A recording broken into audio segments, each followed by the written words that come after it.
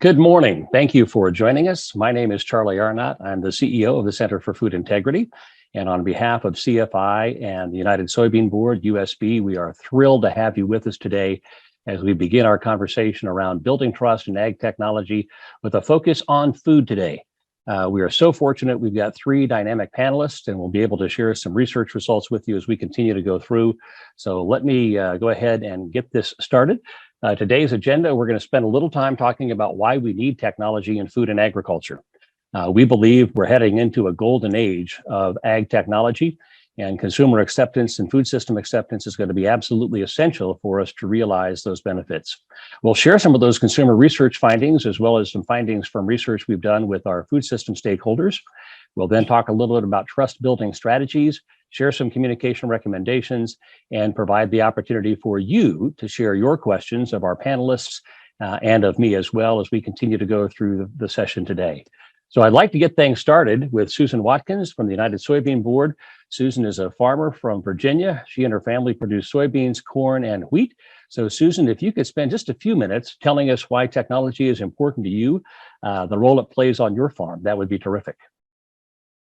Okay, thank you, Charlie, and good morning, everyone. Just a small overview of my farm background and thoughts in technology.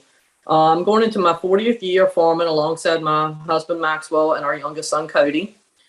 We grow soybeans, corn, and wheat on 3,500 acres of land, and we also run a few head of cattle on marginal land in central Virginia. We previously grew cotton, tobacco, and pumpkins and raised a sizable flock of sheep, but technology and margins has brought us back to our three core crops. Our oldest son, Nick, is working at Google, so we use and talk tech on the daily. We are 100% no-till and cover crop, which builds and maintains the soil, which increases the organic matter, and I believe that practice will be incorporated into more farms in the future. The advancements that have been made in just my 40 years of farming are astounding. From the equipment we operate to the inputs we use, farmers are producing more yields with less impact on the environment. We are not just a family farm. We are in the agricultural business, and we, just like any other business, rely on technology and data to make informed decisions and increase our production and also protecting our bottom line. I believe our most valuable asset is the technology being developed and incorporated into our seed varieties. The new seed varieties produce consistent yields and offers the latest in technology to reduce pest issues. And I'm referring to pests as weeds, insects, or diseases that can impact the crop's health and potential. This also means less passes and applications to the crops throughout the growing season that has an impact on the environment. From increased yields to controlling pests, technology has been a game changer in modern agriculture. U.S. soybean farmers will continue to feed the world in the most sustainable and environmentally friendly manner available, and advancements in technology has paved the way for a safe and economical food source. Soybeans are not just feeding the world, but through technology, other uses are being developed which steadily increase demand as the potential for soybeans are endless. Soybeans will soon, if not already, touches every life every day. Thank you for the opportunity to speak on behalf of my farm and USB. Susan, thank you, and thank you and the other farmer directors for the support of USB to make this research possible. Our goal and the goal of USB is to make sure that this is as widely used as we can make it. So as we go through the presentation today, you'll see the opportunity to download some guides. Also know that what we're able to share today, just in the constraints of time, is a fraction of the information that exists. So if there's additional detail you would like on the research, please let us know. Again, our goal is to make sure that it is used as broadly as possible to encourage acceptance of technology. Today, it is my pleasure to have a couple of terrific guest speakers with us. First, David Fikes. He's the Executive Director of the FMI Foundation. FMI is the Food Industry Association in Washington, D.C., representing the interests of grocers and food manufacturers. David, thank you for being here today. Thank you so much, Charlie, and thank you to CFI and the Soybean Board for pulling this group together and allowing us to have this conversation. As Charlie introduced, I'm the Executive Director of the FMI Foundation, and as advocates for food retailers and food producers, FMI seeks to keep a finger on the pulse of consumer shopping and cooking and eating trends. The success of our members absolutely depends upon them knowing customer preferences and attitudes and wants, and let's face it, their wishes when it comes down to how food tastes, its nutritional profile, and increasing interest in how it is produced.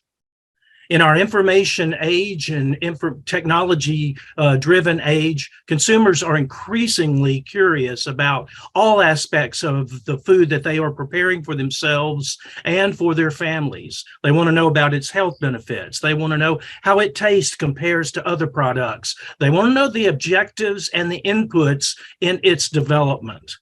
In fact, at FMI, we frequently remind our retail members that they're not just in the business of selling food, but they're equally in the business of providing information about that food. Now, this is true in the use of technology in agriculture. Consumers want to know about its use, the whys, the wherefores of its application, and they want to know the short-term and the long-term consequences of its use and the benefits of its use. This is why, in addition to our regular fare of consumer research, exploring consumer values, FMI has conducted not one, but 2 additional studies sounding out consumer attitudes about and trust in and acceptance of, in this case, gene-edited foods. Our first study was conducted back in September of 2019, with results released and made publicly literally just weeks before the state of national emergency was declared due to the COVID-19 pandemic. Now, as is the case with all research, the first round of research you do, you learn what you should have been asking and what you need to ask again in order to verify that data point. To that end, with our Michigan State University research partners, Vincent Caputo and Valerie Childers, we conducted a second round of research, completed and released again earlier this year. Our key findings in both studies, the study done before the pandemic and right at the end, or as we are emerging out of the pandemic, the key findings of both studies confirm that consumer awareness of and knowledge about new food technologies remains very low. While consumers may want to know more about the production of their food, when it comes to actual scientific and accurate information, consumers are not readily clear on the difference between the technologies, in this case particularly between gene editing and gene modification. 60% of the respondents indicated that they were familiar with the term genetically modified, but only 40 and 33% of respondents, respectively, were familiar with the terms bioengineered and gene edited. More than 40% of respondents indicated that they had never even heard the terms gene edited prior to the survey. So 68% of respondents did not know the difference between gene editing and genetic modification or bioengineering. Consumer acceptance of gene-edited foods remains low, but respondents who accessed the additional information that was available to them about these technologies had a much higher willingness to pay for gene-edited food, especially when the BE label or QR codes were used, than those who had not provided that information. Respondents' trust and their knowledge in different sources of information about these new food technologies really differs substantially, with respondents indicating a very high level of trust in government agencies, but not the U.S. Congress or in social media. So it depends on which agency within the government you're talking about. If you just say government in general, the trust level was low. If you named USDA, if you named FDA, there was a higher degree of trustworthiness in the eyes of the consumer, and also a higher trust in the knowledge level of that particular group. So the American Medical Association, FDA, and USDA were deemed the most knowledgeable groups and the most trustworthy, scoring high in both of those trust camps.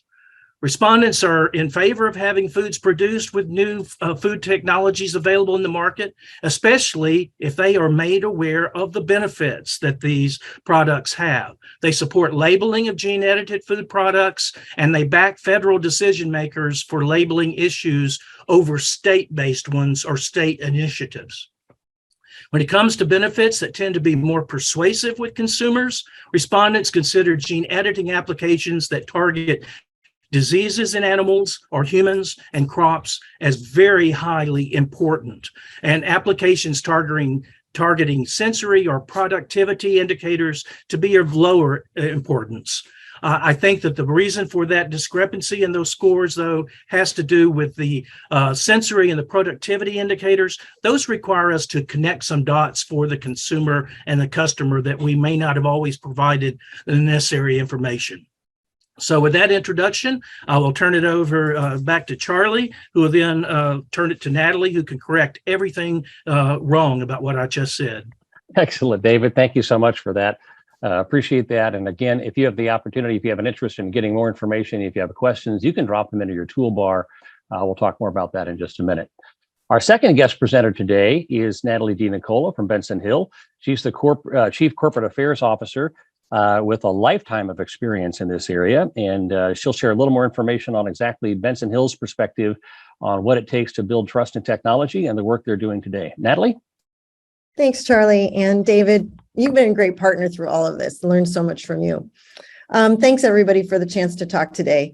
Benson Hill, our mission is to accelerate the pace of innovation in food production. And one of the key ways we'd like to do that is to really leverage the natural genetic diversity within plants that's largely underutilized today in our food system. And we do that for farmer-facing traits like yield, which is critically important, but also for consumer-facing traits, things like higher protein content, taste profiles, and things like that. When we do predictive breeding and gene editing, which are two of the sort of advanced breeding techniques we use, we combine AI and machine learning to really look at the genome of a plant, a lot of plant biology data, but also a lot of food science data. So we're looking at food formulation data, consumer sensory data, so that we can essentially design soy and yellow pea seeds that have these different farmer and consumer attributes.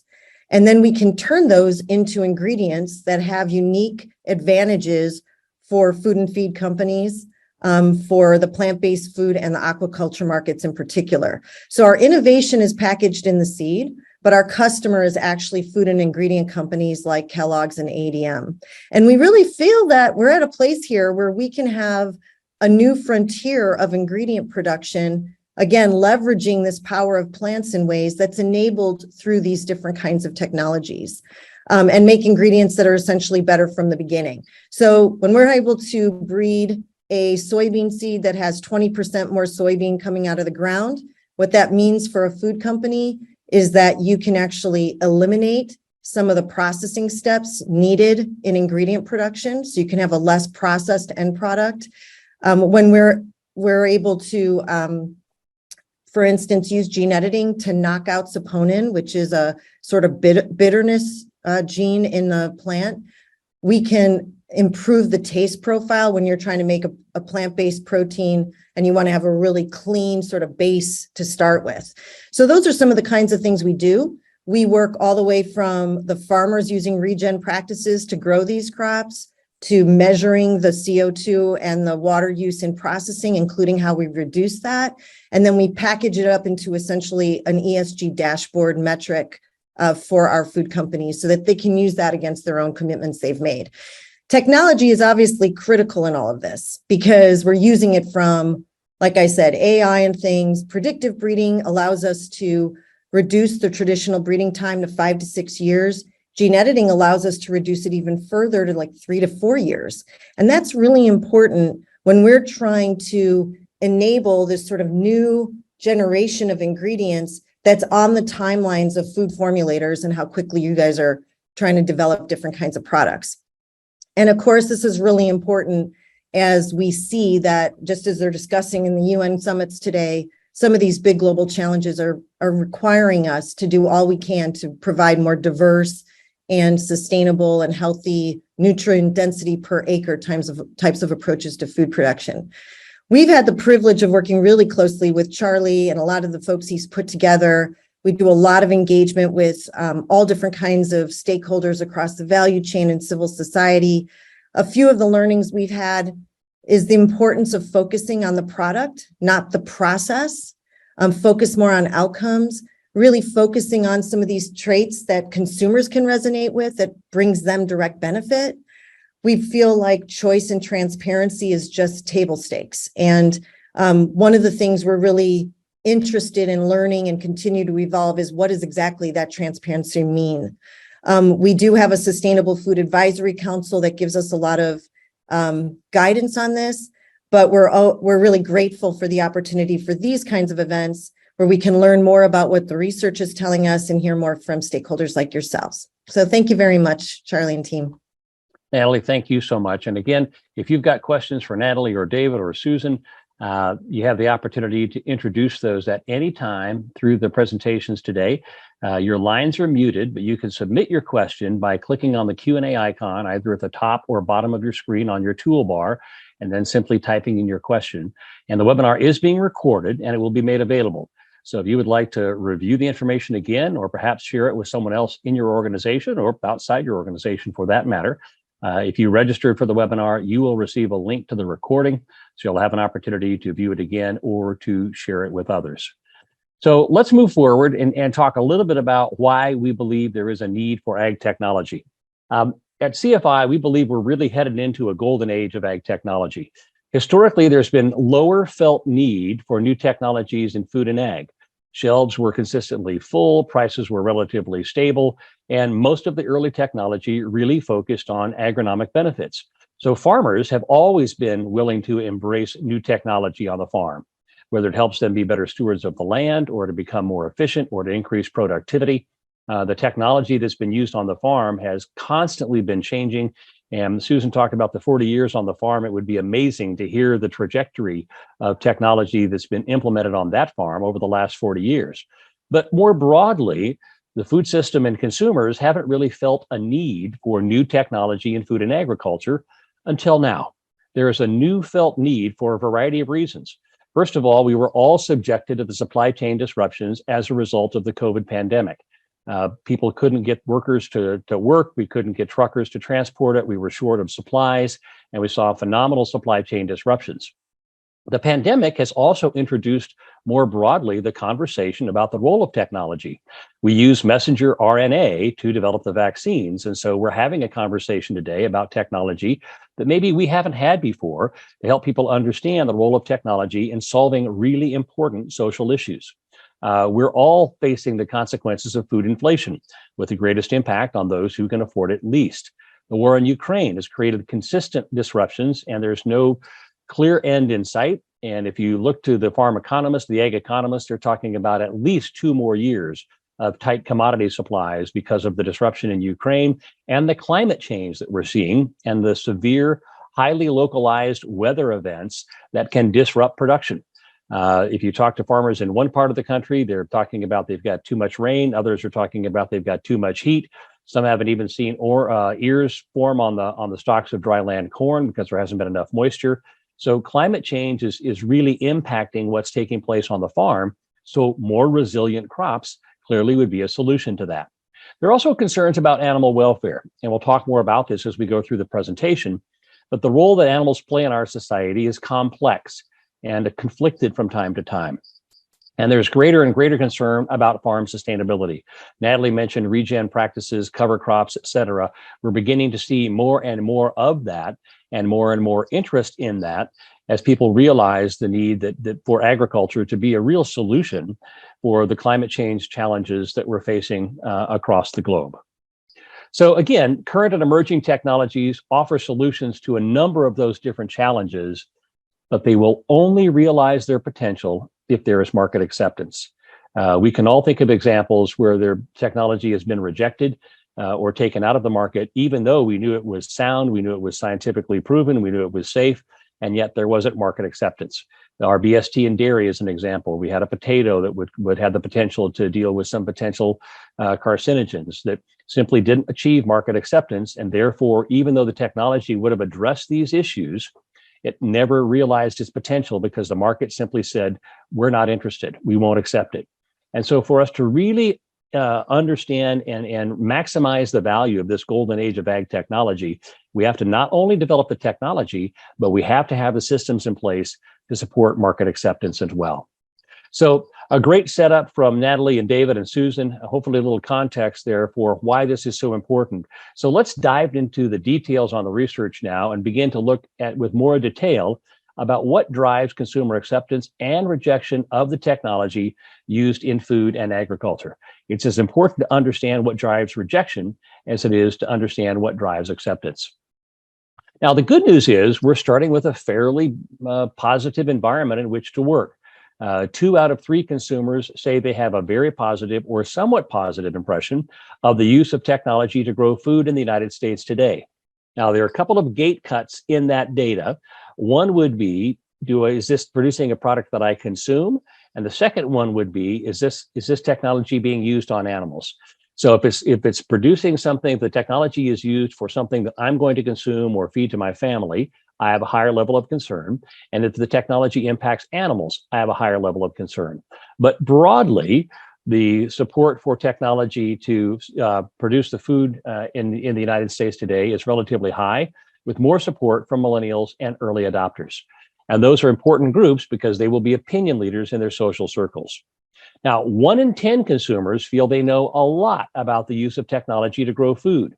This goes back to David's research, where consumers just simply don't have a great deal of knowledge about what's taking place and how technology, the role of technology in producing food. But over half believe they know a lot, or at least a little, about technology use, and millennials and early adopters are more knowledgeable.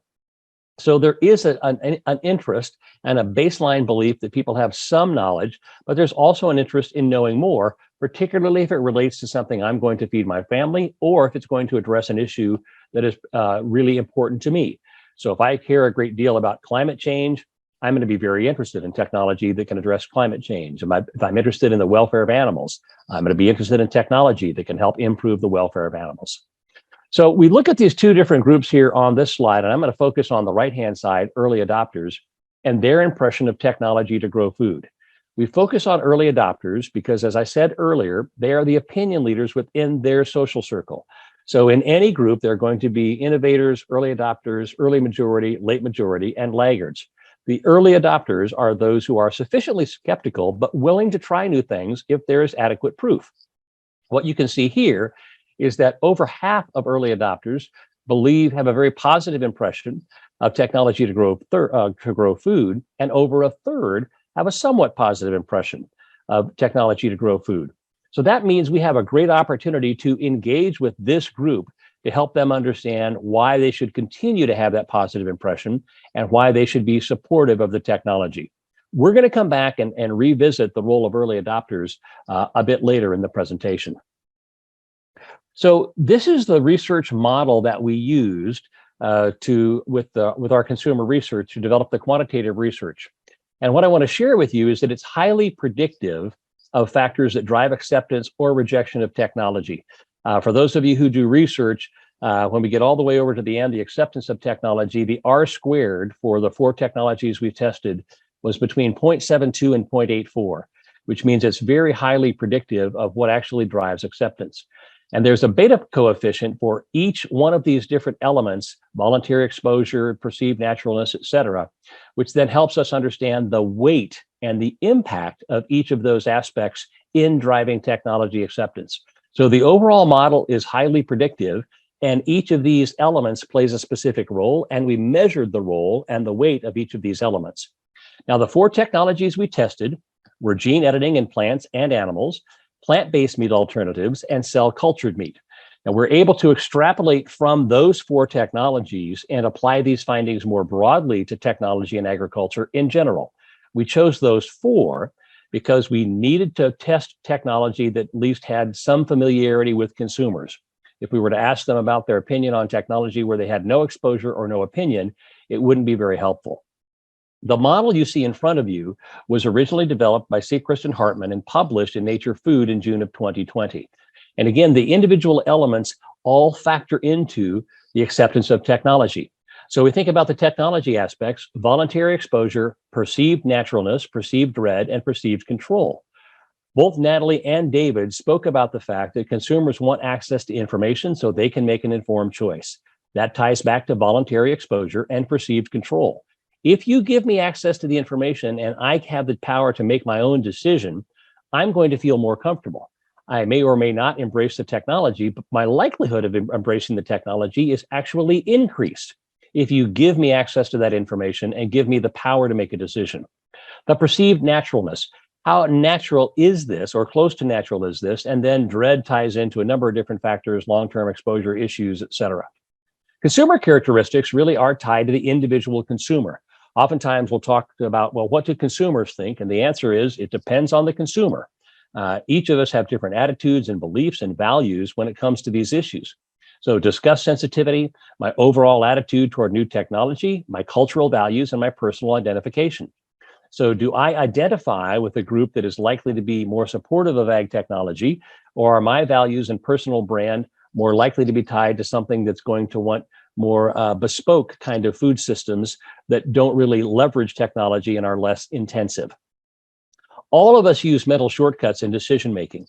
We'd like to have categories that we can use and information we can use to say, oh, well, this is like that, and therefore I can make a decision more quickly. So we all use those heuristics in our decision-making process. The heuristics we measured were positive or negative images associated with the technology. So in my mind's eye, when you talk about X, what comes up and what are the images I associate with that? A belief that natural is better, or that previous products are better. So that's the natural is better heuristic. And then David mentioned the trust in people and organizations, and also the attributes of the technology. This is where the confidence in FDA, USDA, EPA, and other organizations would factor in. But it's also trust in the organization that's bringing the product to market. So when Natalie talked about the commitment to transparency and engagement, well, that's the kind of activity that builds trust in an individual organization. So it's trust in the organizations that provide regulatory oversight, but it's also how trustworthy is the organization that's developing the technology, and what information do they make available to me. Then we go to the perceived risk. All of those things factor into the perceived risk and the perceived benefit, and then all of that leads to acceptance of the technology. The point of this conversation is to understand there's no easy button. There's no simple one thing you can do to assure acceptance or rejection of the technology. Each of these individual elements plays a role, and so the more of these elements you can impact, the greater the likelihood of building acceptance in that particular technology. So we have synthesized all of the information into a clear path, a pyramid to consumer acceptance. But again, I just want to reiterate, there's a great deal of additional data behind the pyramid. If you are interested in that, please let us know.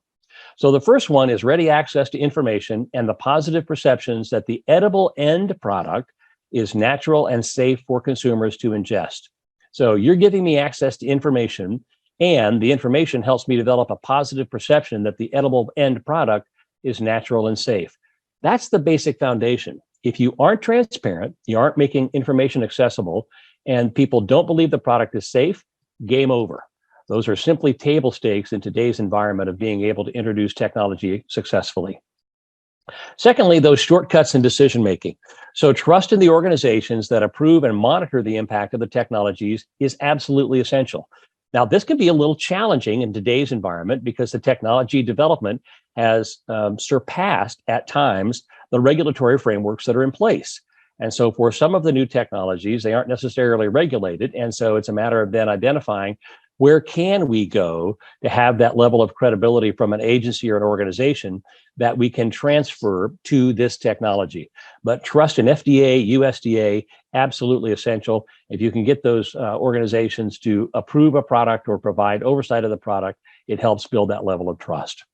Then we move to the perceived benefit versus perceived risk.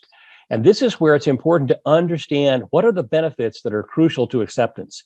It's not whether or not it's going to help a farmer produce more, or whether or not we're going to be able to control a specific type of pest. The benefits that drive acceptance are really those that accrue more broadly to society. What's the potential impact on the environment? What's the potential impact on animal welfare? What's the potential impact on our ability to provide healthy food for more people? Now, one of the things that's important to understand is your ability to be more efficient and more productive on the farm absolutely as an impact on the environment, a positive impact on the environment. So it's important to understand how we position those benefits so we can talk about them in a way where people understand the role of technology in solving some of these larger social problems. And then finally, ag technologies have greater opportunity for acceptance if they score positively along the key drivers of trust in the technology or safety of food derived from the technology. So if you go all the way back into that model and you begin to look at some of those other drivers, if the technology would score positively on many of those drivers, it begins to build that level of support for acceptance. So if you synthesize all the work and you simply focus on, okay, what can I take away from this that we could use in our company or in our supply chain? You can start with this pyramid as a great place to begin. But again, just let me reinforce that both USB and CFI are committed to making this information broadly available and providing support as needed. So what are some of the key factors that influence consumer acceptance? We've talked about a number of these before, but these are going to be kind of the table stakes. Belief that food resulting from the technology is safe to consume. If I don't believe it's safe to consume, again, I'm not willing to consider any other benefits. Information on food produced through the technology is readily available, so consumers can make an informed, voluntary choice. So I need to know that I can make that decision. We did a number of focus groups several years ago on GMO labeling and whether consumers wanted information. If so, where would they like it? And one of the really interesting findings was, as long as you were intent on making the information available, you bought enormous goodwill. So many consumers would say, I probably wouldn't go look at the information or the link or the QR code on the label. I would just feel better knowing that the information was available. So simply making the information available buys an enormous amount of goodwill. So it's important to note that you can't really measure clicks on the information as a metric of success, because a lot of consumers simply aren't going to go there, but they will feel better knowing the information is available. The benefits have to outweigh perceived risks. And so that goes back into that equation when you think about perceived dread or perceived concern versus the impact on issues that are important to me. The benefits have to outweigh the perceived risk. The technology can help ensure a consistent supply of food. It's interesting, when we did this research in 2021, that there is more interest and concern today about a consistent supply of food. That's something we've taken kind of for granted in the United States. But as a result of all the disruption related to the pandemic, consumers have a new awareness now that the supply chain is fragile. And so if technology can help assure that consistent supply, people are more likely to support it. And then it promotes greater sustainability by helping us produce the food we need with less environmental impact. So those are kind of the 5 basic consumer expectations, kind of that baseline of expectation that you need to be able to meet if you really want to build trust in your technology. So you can start there and then grow from that based on additional information or additional work done in your organization. So if we think about expanding from that basic 5, the big 5, what are the additional factors in consumer acceptance? Again, acceptance highly dependent on whether or not the output is going to be ingested by consumers. So if this is something I'm going to eat, then I'm going to be much more interested in it. If it's technology, perhaps it is going to help farmers be more productive, but it's not directly impacting something I'm going to eat, my level of concern is somewhat less. So it's important for us to understand that difference. Again, I'm going to be really concerned about how I work on products that consumers are going to consume. Acceptance may depend on the tangible nature of the technology output. Ingredients are not as visible. So if you're using technology to create ingredients which ultimately go into a food product, there's going to be a slightly less impact on that than there would be if, for example, you were using technology to create a whole piece of fruit. So there's a different perception whether it's an ingredient, and it depends on the role of the ingredient in the product. Acceptance may depend on the degree to which it challenges cultural norms. And we saw this most impacted really when we talked about cultured meat or cell-based meat in the research. The cultural norm is for people who consume animal protein to consume animal protein as muscle meat or as something else. The idea of growing meat in a laboratory really challenges cultural norms today. And so that would be one area where you can see that. There may be other areas where people look at that and go, that is so different that I'm not sure I'm comfortable with it. And so how do we help people understand the technology is aligned with cultural norms? And then finally, consumers tend to anthropomorphize animals, which means we assign human characteristics to animals, which leads to more challenges to acceptance of technology that is used in animals. In our society, animals are companions, they're competitors, they are research subjects, and they're sources of food. And for some consumers, that creates a lot of anxiety because they can't rationalize or resolve potential conflict within all of those different uses of animals. And so they have a higher level of concern about technology used in animal agriculture than they would in other sectors. I see we've got a question up here. Let me just take a look at this. Okay, great. So it's around the acceptance of plant-based meat alternatives, plant-based protein alternatives. And it's interesting that you asked that question. We were talking about it before we went on today on the webinar. And if you look at what's taken place in the plant-based sector, there was a very, very high level of initial sampling. And that's a reflection of the interest in products that are perceived to be better for me and better for the planet. And so what we saw was kind of the true believers as well as flexitarians really willing to sample those products. When they didn't meet parity, when they weren't equal to current meat products in taste and price, that sampling dropped off very dramatically. And so what we've seen is the first generation of products are a great illustration of the desire for products that are better for me, better for the planet, but they don't compete on taste and price. So the sampling dropped off very dramatically as people did not come back to try it again. So the take home from that is there is a real opportunity for agriculture and technology providers to lean into that conversation and to talk about how animal protein or technology being developed or other products being developed are better for me and better for the planet. And here's what we're doing to assure that happens. We can also anticipate that there will continue to be evolution in the alternative meat space, and the product development will continue to improve so that the next generation and the subsequent generations of products are more likely to be competitive on price and taste. So both of those things will happen, but the question in terms of those alternate meat companies doing a good job of positioning, yes, because they were really leaning into that desire for products that are better for me, better for the planet, and that initial sampling shows that interest is real and it's growing. So it's something that we need to lean into and capture across the entire food system. So David mentioned in their research that they did a lot of work on the need for information. Natalie talked about the commitment to providing information at Benson Hill. We wanted to measure where do people go for information, and we gave them a variety of different options. What you can see on the two rows that are bolded at the top of the chart is there are two sources of information that are essentially statistically equal. Information on a food product package and an independent third-party website. Consumers would be likely to access both of those at roughly equal percentages, with the exception of plant-based meat alternatives, where they would be much more likely to look at information on the product packaging. People are also willing to go to a government website, an app that has information on food produced from gene-edited plants, et cetera, et cetera. The take-home from this particular slide is the fact that consumers are accessing a variety of different channels to get the information that's important to them today. So we need to be in a variety of different channels to make sure that information is available. The other take home is it doesn't necessarily have to be on a food product package in order to meet consumers' needs. There may be other ways to provide that information that will demonstrate that commitment to transparency. The reason that's important, and this is obviously something that's well known among those of you who are within the food system, is that label space is a premium. There's only so much label space, and food companies, manufacturers are hesitant, understandably so, to give up that space to talk about a specific issue, because there are a range of issues that consumers have an interest in knowing more about. So if you begin to address every issue on the product package, you simply run out of label space. So we're looking for other ways to demonstrate that commitment to transparency that will be equally accepted by consumers. Okay, so for food companies, what drives acceptance of technology in their supply chain? This was interesting.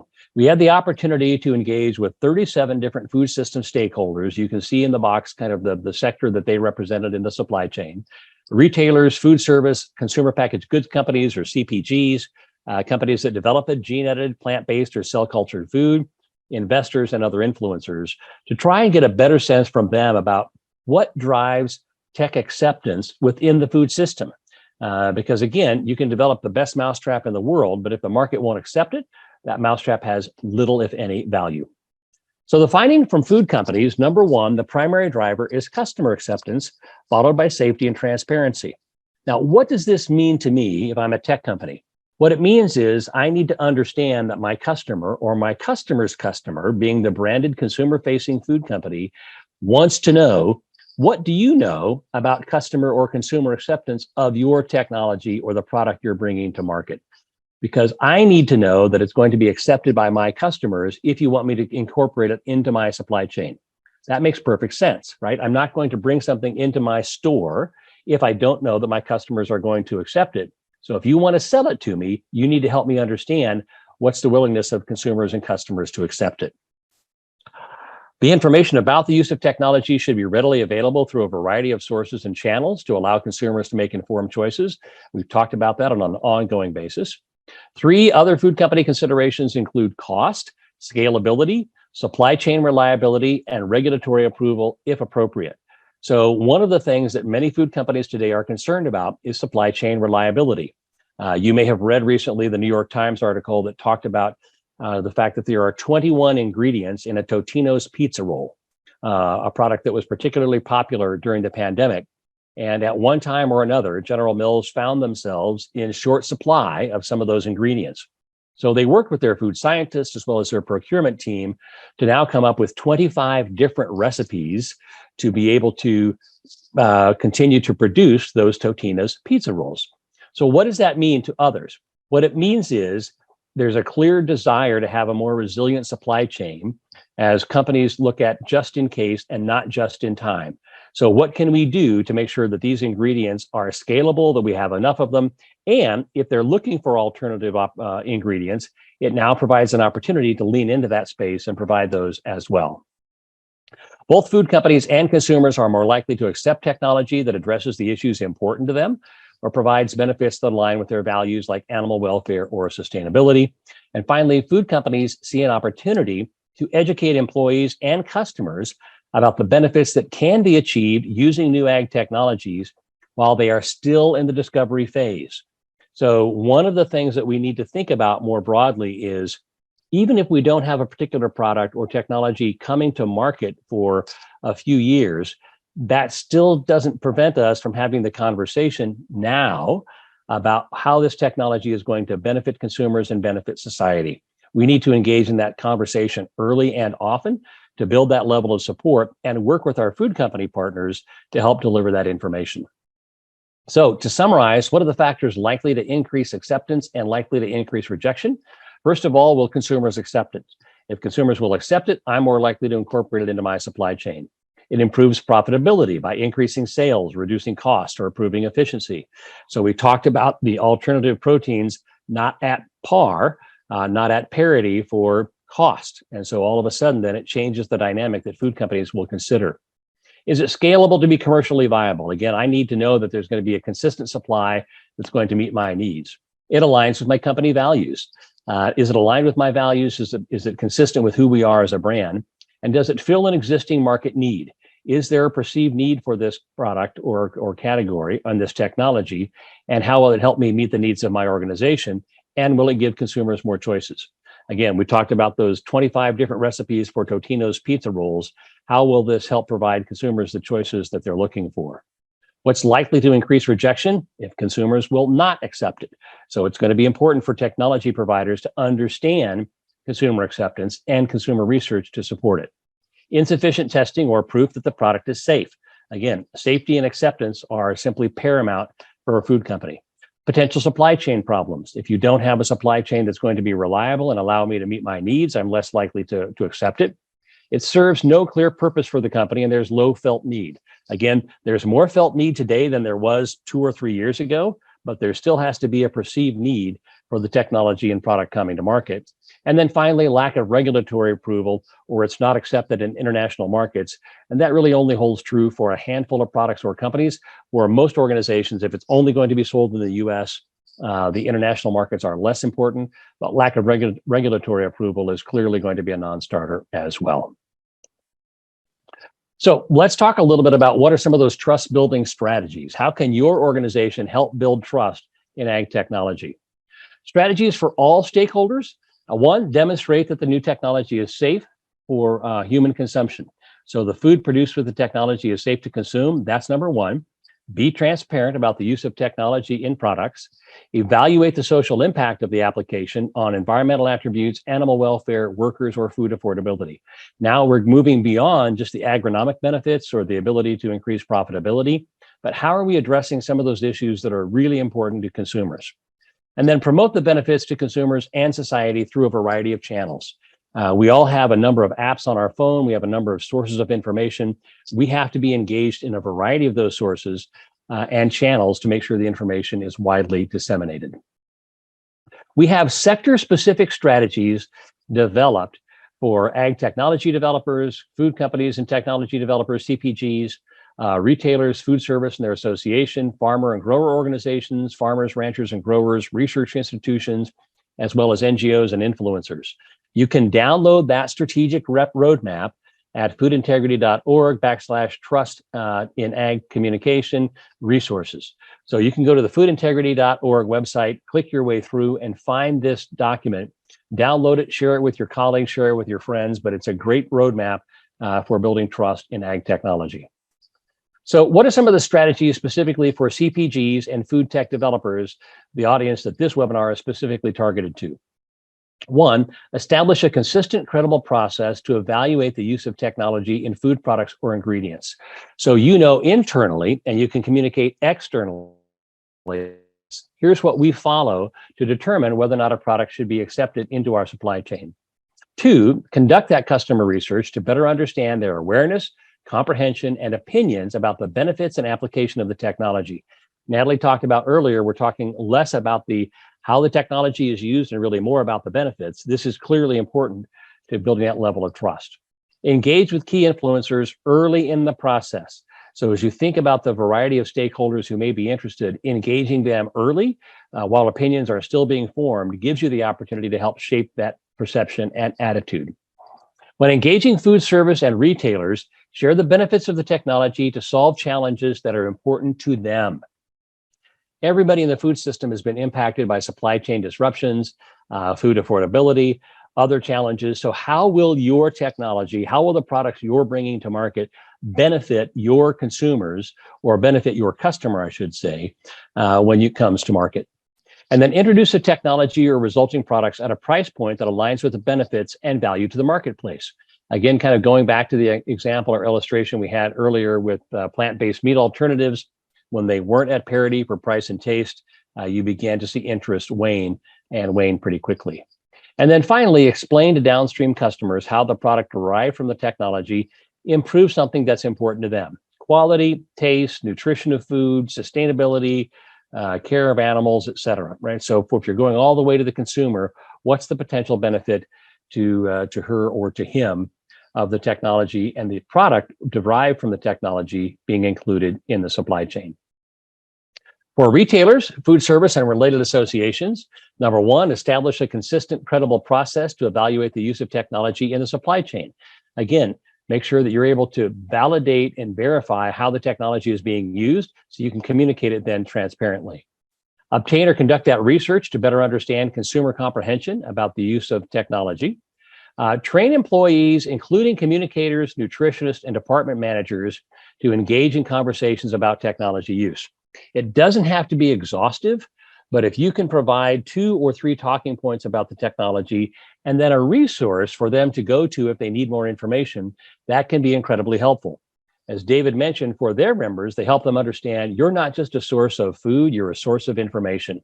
So how do we provide that information to make sure that employees, particularly those that are going to be engaging, have the information they need to be effective communicators? And then provide that in-person or online engagement with consumers about the benefits of technology to improve the way that food is produced. So we have another resource that's available as well. It's the communication guide for building trust in ag technology. And again, you can download that at the foodintegrity.org website.